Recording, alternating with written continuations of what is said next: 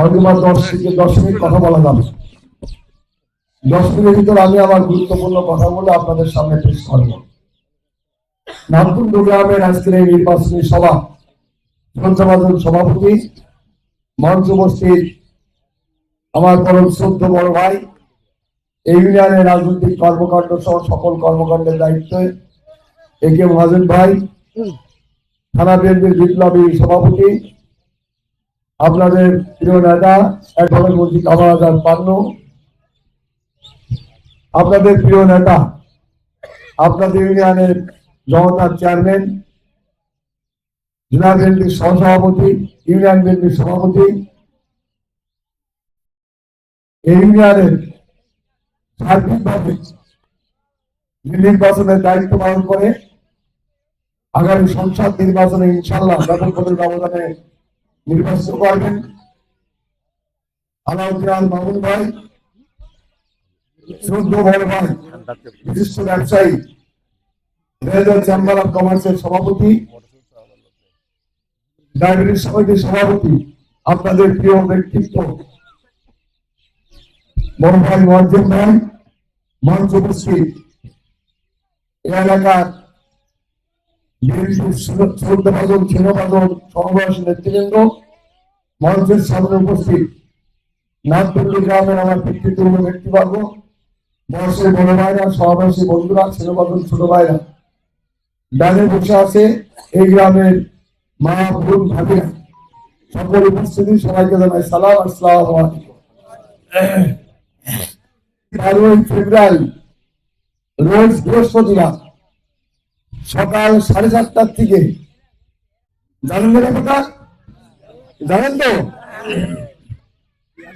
এই নির্বাচনে আপনাদের প্রথম যে কাজটি,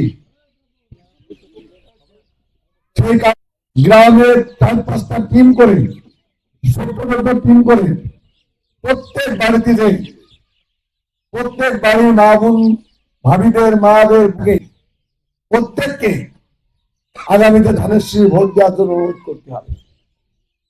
আপনাদের প্রত্যেক বাড়ি বাড়িতে ভোট যেতে হবে।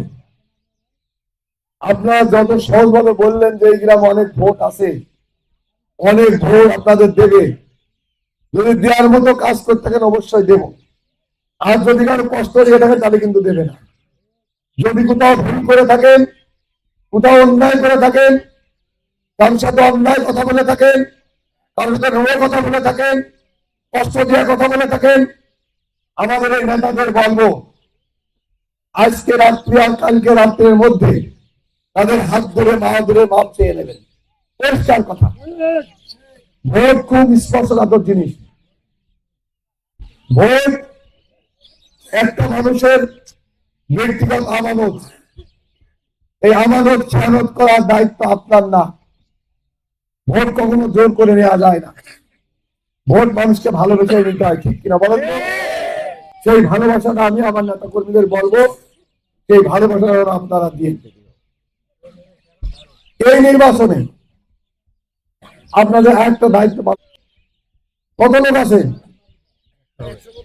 প্রায় 100 লোক। 100 লোক কিন্তু ভোট দিতে পারবে, জানেন তো? জানেন আপনারা?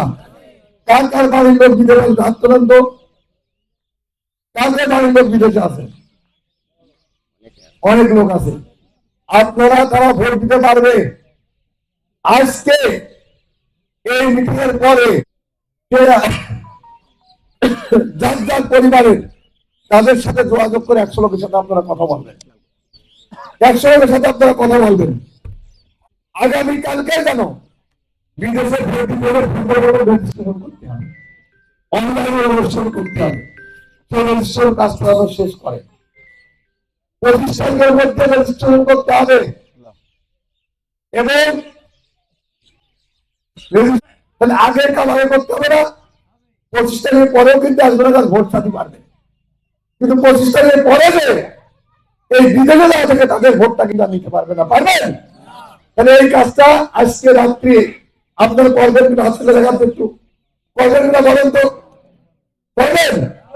যাদের বাড়ি আসলে করবেন। এবং আরো যারা ঠিক আছে।